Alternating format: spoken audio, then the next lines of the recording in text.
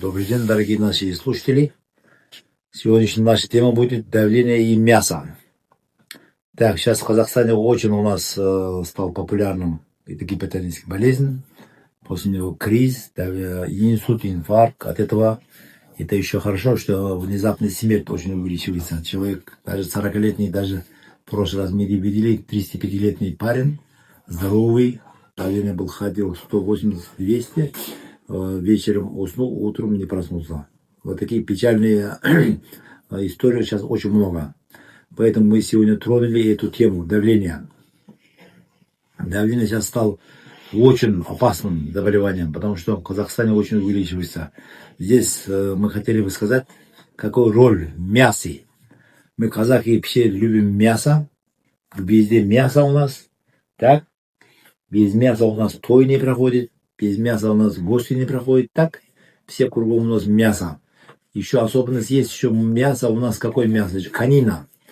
Какое мясо? Значит, какое мясо вообще надо кушать при давлении? Какое мясо нельзя кушать при давлении? Есть две версии. Одна версия есть, исходя из точки зрения современной медицины, но современная медицина изучает состав мяса, там белок, там как его, микроэлементы, там витамины, жиры, всякие изучает. Но еще другой подход есть. Другой подход это наша старинная медицина, как подходит к этому. Там есть особая теория. Теория Мизаж называется. По этой теории там тогда микроэлементы не были, витамины не были, но там была большая философская теория, которая называется Мизаж. Из этой теории Мизаж они исходили, определяли, какое мясо надо кушать при гипертонической болезни. Это очень серьезная, очень интересная теория, очень эффективная теория. Если исходить из этой теории, можно взять очень ценные вещи. По теории Мизаж все мясные продукты разделяются на два вида. Есть мясо с горячим мизаджем, есть мясо с холодным мизаджем. Горячий мизадж это что такое? Горячий мизадж это то, что если мы такое мясо кушаем, то повышается артериальное давление, кровь густеет, так? Гипертоническая болезнь увеличивается, в организме жар увеличивается, да? Вот это называется горячее мясо. Есть холодное мясо. Кто кушает холодное мясо, у него давление снижается, так, кровь так, густеет, и наоборот заглушается, так, и давление падает. Это хорошо помогает при гипертонической болезни. Поэтому какое мясо нельзя кушать при гипертонической болезни, исходя из теории восточной медицины. Это особо надо повторить, что у туркоязычных народов была целая медицина. У нас говорят, что у казахов вообще никакой науки не было.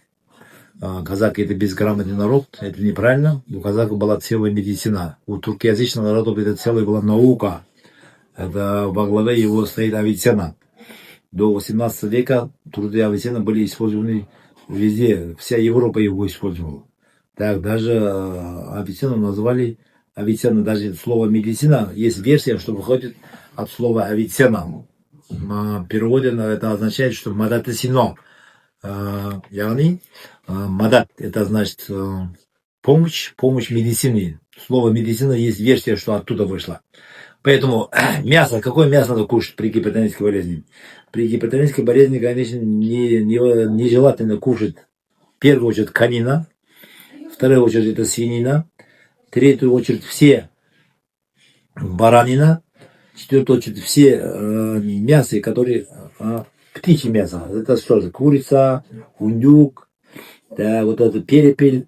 Один больной пришел к нам, 250 давления. Оказывается, один врач ему посоветовал, что надо 2 месяца кушать перепель, что ему для слабый перепель суп надо кушать. Он ее давление поднялся от этой перепеля. 250. Так, теперь какое мясо надо кушать? Так, говядина холодная, рыба холодная, так, козлятина холодная, рыба холодная. Вот 4 вида мяса холодное. Когда его кушает больной человек, давление не повышается, так, зато больной свою энергию не теряет. Поэтому у кого есть давление, надо кушать 4 вида мяса. Это рыба, так, курица тоже нельзя, дорогие мои, курица тоже горячие свойства обладает. Многие кушают курицу, что они говорят диетическое мясо, да? Но это горячим свойством обладает. Поэтому рыба, так, козятина, кролик еще, так и говядина. Вот это 4 разновидности мяса при гипертонической болезни желательно надо употреблять.